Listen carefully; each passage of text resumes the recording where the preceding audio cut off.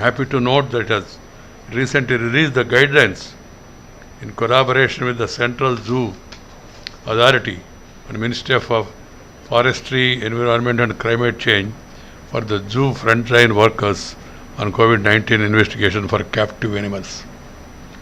I would also like to compliment the CCMB for its contribution to the cause of COVID-19 mitigation that includes the establishment of rapid diagnostic genome sequencing and surveillance. I am happy to note that the scientists at CCMB have been closely monitoring the spread of coronavirus in India and its rapid evolutions.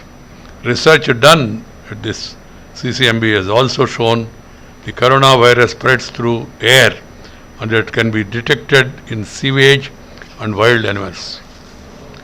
The easy transmission of this virus poses many challenges, and the way in which it might infect new hosts or other species will be an important area of research.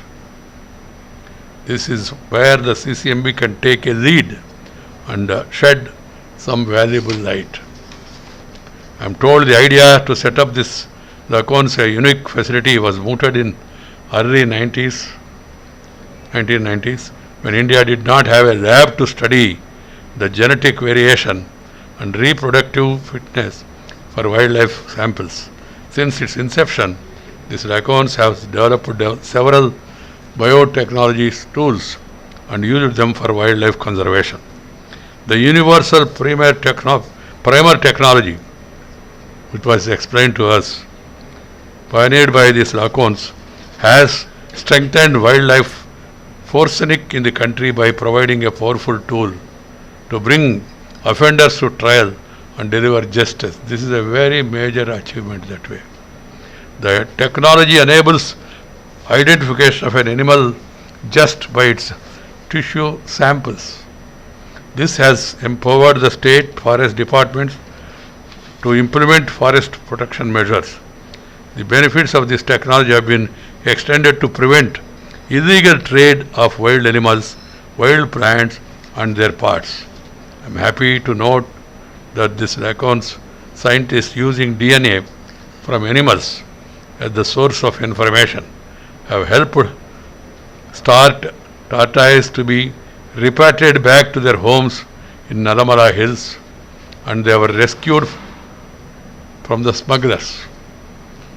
It gladdens me to learn that the National Wildlife Genetic Resource Bank at LACONS is one among the exclusive league of 23 such labs in the world. I am told that the scientists at LACONS have developed technologies for assisted reproduction and have successfully reproduced black buck, spotted deer and rock pigeon using these advanced technologies. In Nehru Zoological Park, endangered mouse deer have been successfully raised from a few individuals to more than 250. These are all really major developments. The similar effort should be made for Hangal deer in Kashmir, wild buffaloes in Chhattisgarh and red ponds in Darjeeling. I am pleased to note that the activities of LACONS involving zoos have prompted the formation of a consortium involving 5 zoos from different parts of the country to promote biobanking of endangered species. This is a very timely initiative. I am sure this consortium and others will take full advantage of this biobanking facility. With the ongoing climate change has become real. Must have read in newspapers the climate change, how it is affecting in America and also Canada, how the temperature has gone up unusually. Even in India we are also witnessing, and it also underlines the importance of the need for taking effective steps, as climate change is real and it is happening. We unfortunately, human beings, we all have played with the nature, destroyed some of the nature's gifts For example, forests. Forests, I was discussing with the Honorable Home Minister. There were plenty of forests during my childhood even. Now we are planting trees. On one side we are cutting the trees. Now we are planting also. There is every need to really plant trees in a massive manner and protect them. I am happy that the Telangana Chief Minister is taking interest.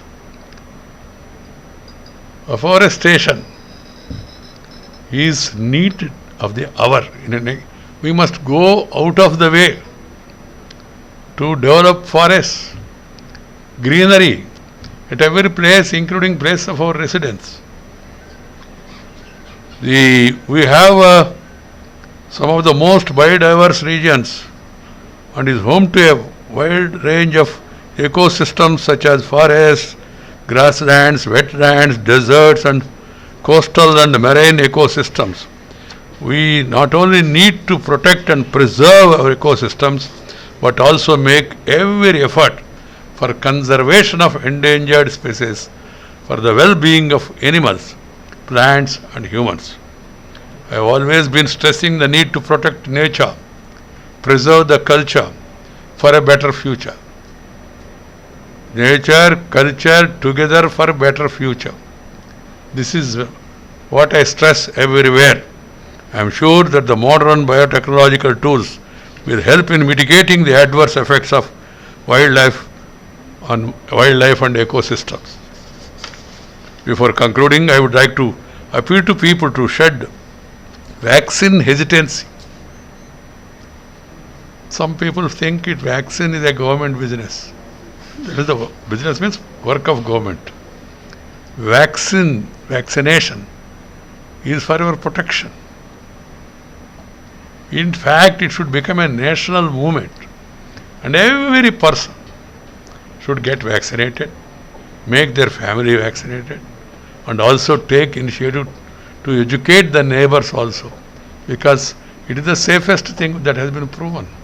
We are all seeing and we have reports that our vaccine, Covaxin, is useful even to tackle the new Delta variants and other things. That's a happy news to us.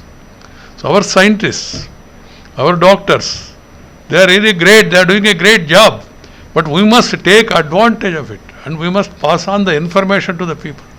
Media, it should play a very important role in this, and the icons of the society, various people. They should also get themselves involved into this movement of educating the people. The vaccines made by Indian companies are safe and are effective. At the same time, people should not lower their guard. Everyone should follow COVID-19 appropriate behavior by avoiding large gatherings, maintaining social distancing, wearing masks and remaining in well ventilated areas. This is also equally important. Once COVID-19 is behind us, we would have also taught us that has taught us the importance of being technologically ready to deal with other infectious diseases in our country.